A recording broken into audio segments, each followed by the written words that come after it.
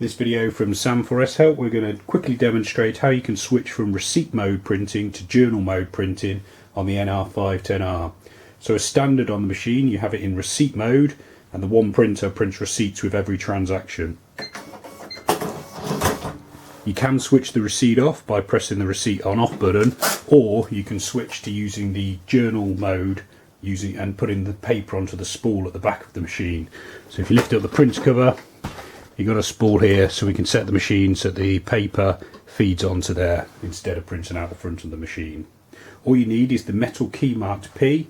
You need to turn it round to the PGM mode and then select line 4 options by either scrolling down to it or pressing number 4, cache 10 to enter, and then we want to go into system and then arrow up until we get to option 46, use receipt as detail, press cache to enter, arrow up to select yes, cache to save, clear twice, key back to reg.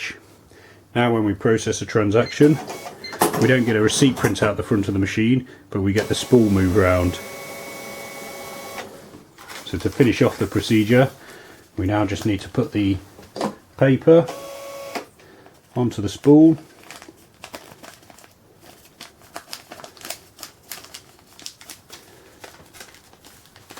drop the spool back into place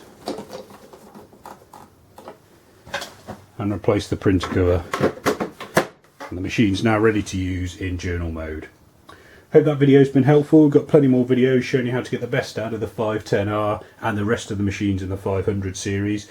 Some of those videos will be appearing on screen now, so you're welcome to check those out. You can also subscribe to this YouTube channel or visit sam4shelp.co.uk for more. Thanks for watching.